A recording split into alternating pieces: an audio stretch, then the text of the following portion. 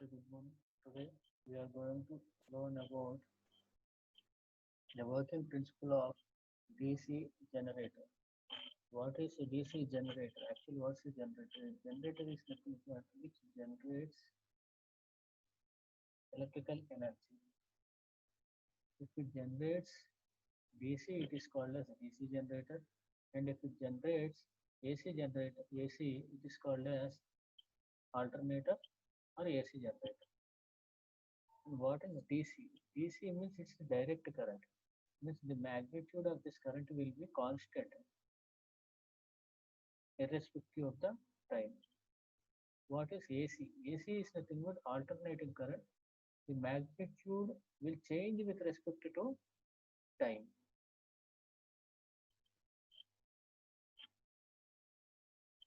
Mainly there are two types of generators. One is AC generator and the other is DC generator. A generator is a device or a machine which converts mechanical energy into electrical energy. A DC generator produces direct power, whereas an alternating generator or AC generator produces alternating power. Both the generators works on the principles of Faraday's laws of electromagnetic induction. Nothing but whenever a conductor cuts or moves in the magnetic field, it cuts the magnetic field, then an EMF is induced. This is one law. And how much EMF is induced means this way, that is the magnitude of this induced EMF depends upon the rate of change of flux linkage with the conductor.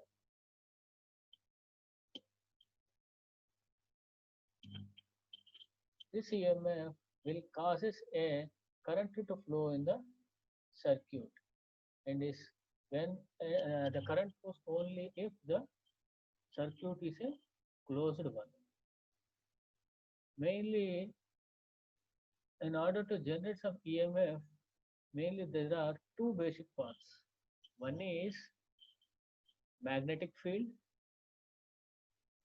It may be either permanent magnets or through some artificial magnets. Therefore, should be some magnetic field. And the other one is conductors. And this conductor should be moving. It should not be static.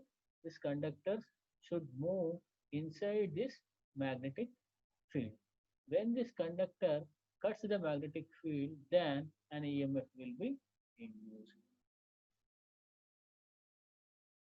Here in this diagram, the figure A shows a rectangular coil named as A, B, C, D, and the brushes are 1 and 2. Brushes are indicated as 1 and 2, and the commutator segments as indicated as A and B.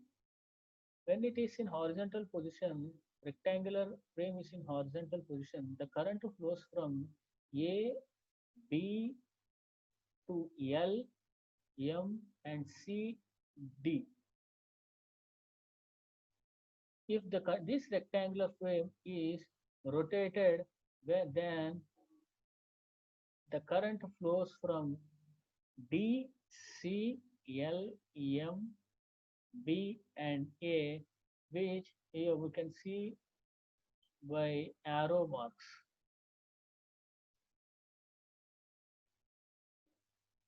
The first half of the revolution, current always flows along A, B, L, M, and C, D.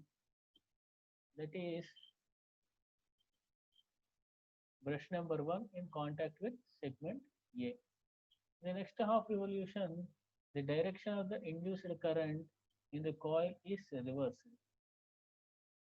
But at the same time, the position of the segments A and B are also reversed, with which results that brush number 1 comes in touch with the segment B. Hence, current in the load resistance again flows from L to M. The waveform of the current through the load circuit is shown here. The above is the basic working principle of DC generator explained by single loop generator. The positions of the brushes of DC generators are so such that the changeover of the segments A and B from one brush to another takes place when the plane of rotating coil is at right angle to the plane of the lines of force. It was to become in that position, the induced EMF in the coil is zero.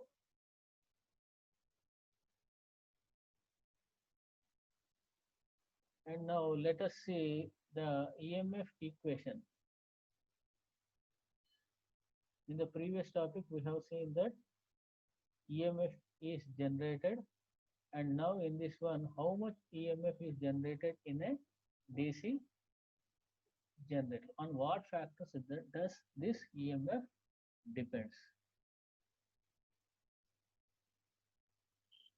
Mainly in this derivation, it has two parts.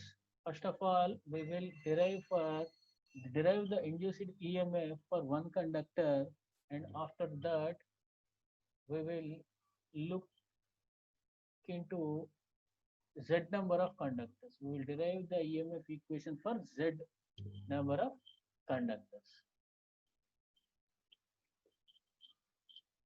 See, the first one is derivation of induced EMF for one armature conductor. Here, we have to remember one point is that we are deriving only for one armature conductor.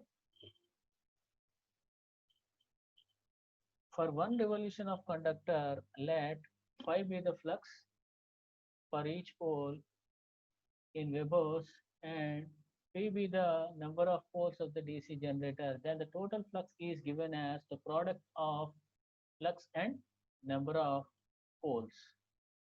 And the time taken to complete one revolution is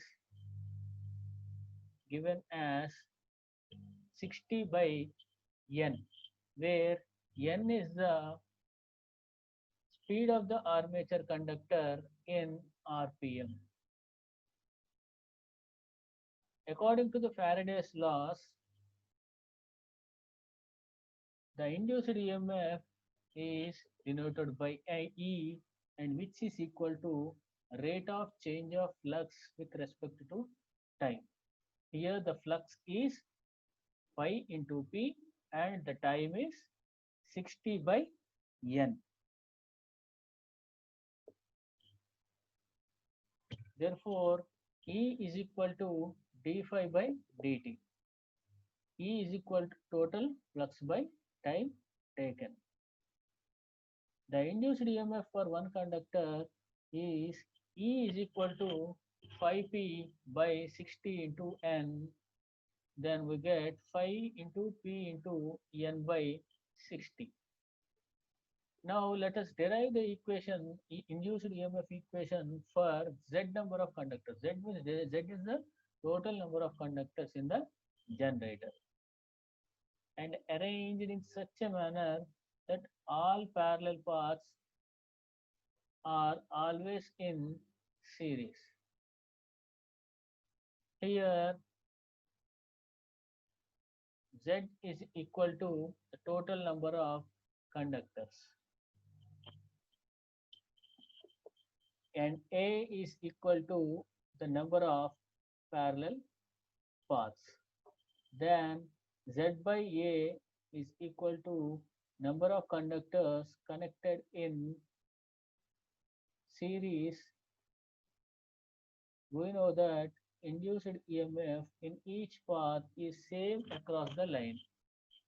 Therefore, the EMF induced in the DC generator E is equal to EMF of one generator into number of conductors connected in series. Induced EMF of DC generator E is equal to 5P into N by 60 into Z by EA, where phi is the flux, P is the number of poles, and N is the number of conductors. So speed of the conductor, and Z is the total number of conductors, and A is the parallel paths. Here there will be two types of windings. One is simple wave winding and the other one is simple lap winding.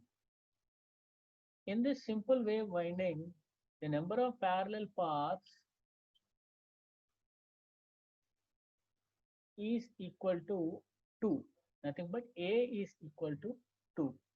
On substituting the value A is equal to 2 in the above equation, we get the induced EMF as E is equal to 5ZNP by 60 into 2.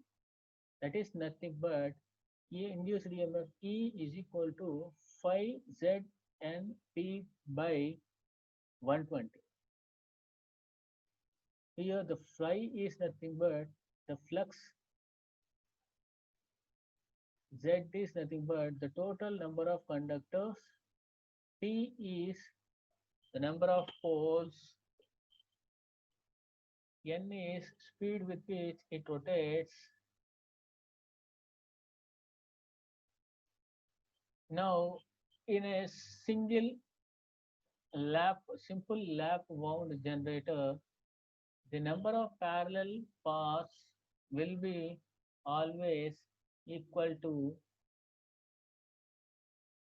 number of poles. That is nothing but P is equal to A. Now the induced EMF for lap wound generator is Eg is equal to 5Zn into P by 60A, where A is the number of poles, phi is the flux, Z is the total number of conductors, and N is the speed with which the conductor rotates, and P is the poles, and A is the parallel paths. That's it.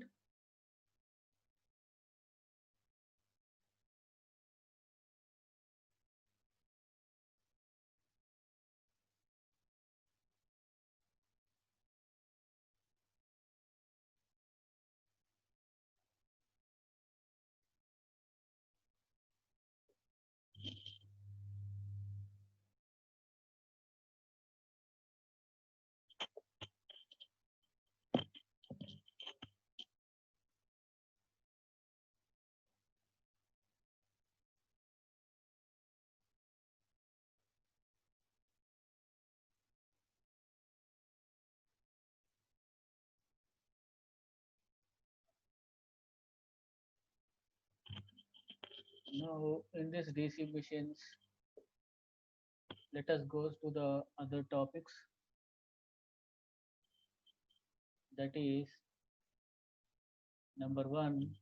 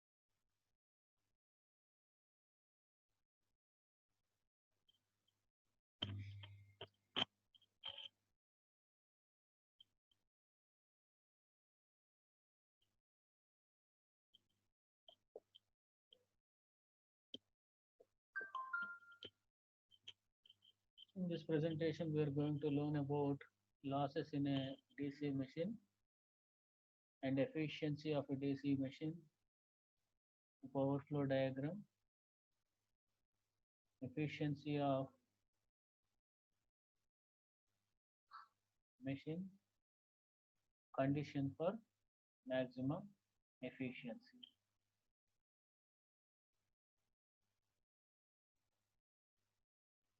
Let us start with the first one, that is losses in DC machine. Mainly here there are five types of losses.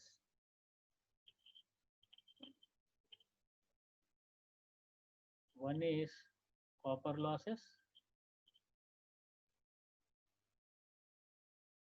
two core losses, and these are also called as iron losses. Number three, brush losses. Number four, mechanical losses. Number five is stray load losses.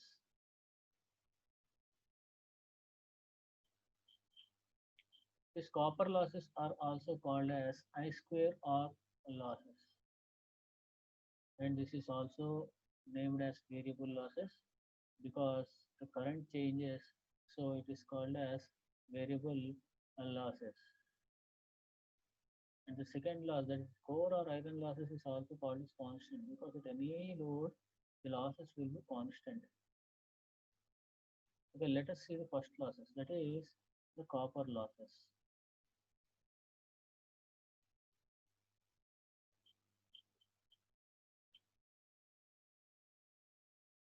These losses are produced because of the resistance of the winding.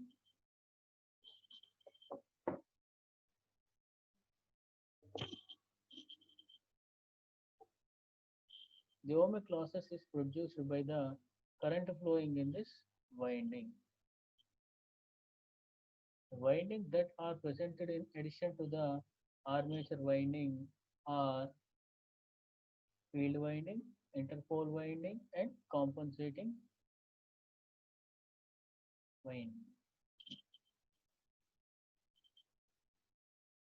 First of all, the first one, that is the armature copper losses, it is given as Ia square Ra, where Ia is the armature current and Ra is the armature resistance, and these types of losses will be of 30%. In a shunt machine, the copper losses is given as I square SHH into RSH, where ISH is the current in the shunt field and RSH is the resistance of the shunt field winding.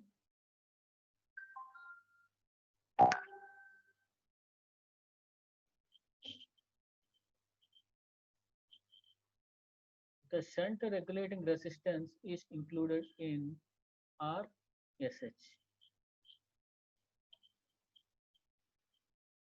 In a series machine, the copper loss is given as ISC square into RSC, where ISC is the series field current and RSC is the series resistance.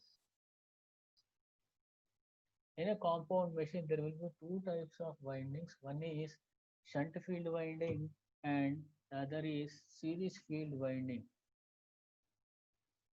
These losses are almost 2% of full load losses. Copper losses in interpole are given as Ia square Ri, where Ri is the resistance of the interpole winding. The second type of losses are core losses. These are also called as iron losses. These losses can be classified into two types. One is hysteresis loss and the second one is eddy current losses. These losses are always constant, where the machine are usually operated at constant magnetic flux density at constant speed. These losses are about 20% of the full load losses.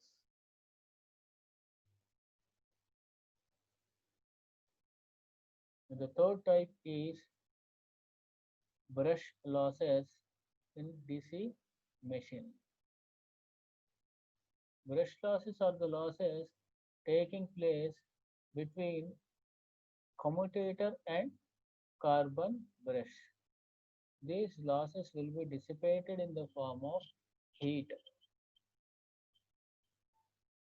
The brush loss depends upon brush contact voltage drop and armature current IA. And the next one is mechanical losses in DC machine. These losses are mainly of because of the rotating parts. These are divided into bearing friction losses and windage losses.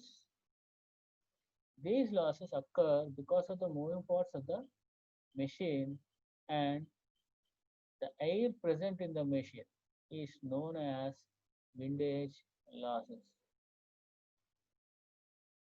These losses are very small. The last one is that is stray load losses in a DC machine. These losses are of miscellaneous type of losses. The distortion of flux is because of the armature reactance. These losses occur because these losses occur because of distortion of flux, which is due to armature reaction and short circuit current in the coil undergoing commutation. And the next topic is regarding the efficiency of a DC generator. We know that what's known by efficiency? Efficiency is nothing but it's a output of ratio of output to the input. In order to know the efficiency, first of all, let us see the power flow diagram. Here we can see as input that is nothing but generator input prime mover output. After this, there will be some iron and friction losses. After that, the electrical power is generated in the armature. Here, the electrical power, whether it is AC generator or DC generator, the power generated will be always of AC only. And after that, there will be losses in the winding, which is called as copper losses. And the output from the commutator is the DC output. Here, mainly this commutator converts the AC into a DC, means it acts as a full wave rectifier. Here, the output of this generator is given as the product of voltage and current. Now, let us see the efficiency. It is defined as the ratio of output in watt to the input in watts. First of all, the mechanical efficiency is from the power flow diagram.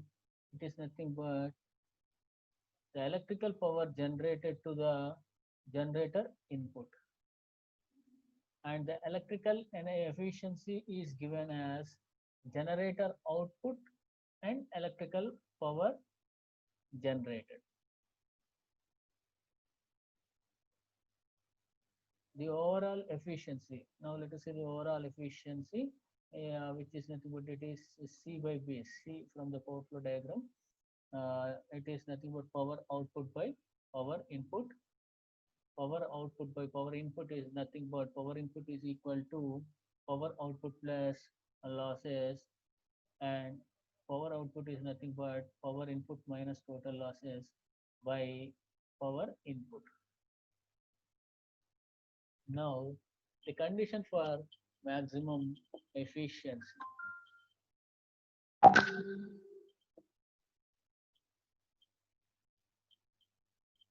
The generator output is given as the product of voltage and current.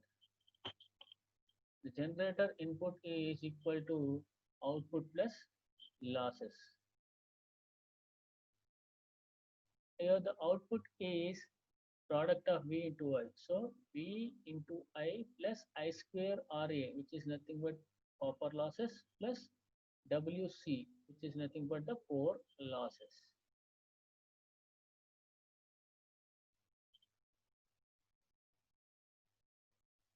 Now, in order to find the efficiency, efficiency is equal to power output by power input.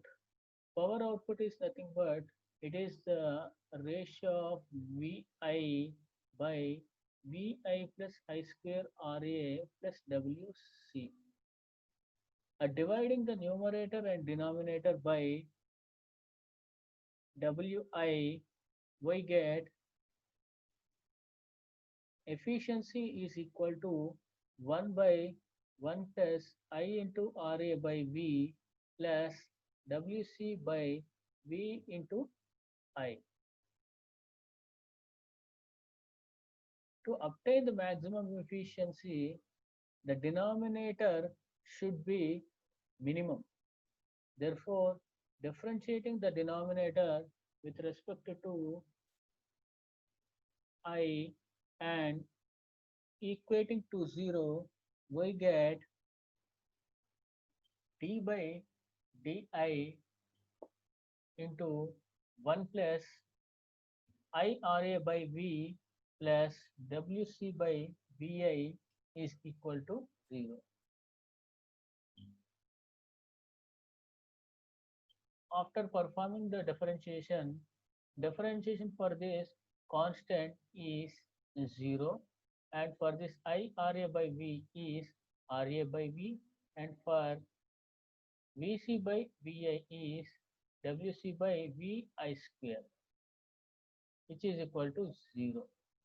This total part becomes 0, and from that we get I square RA is equal to WC.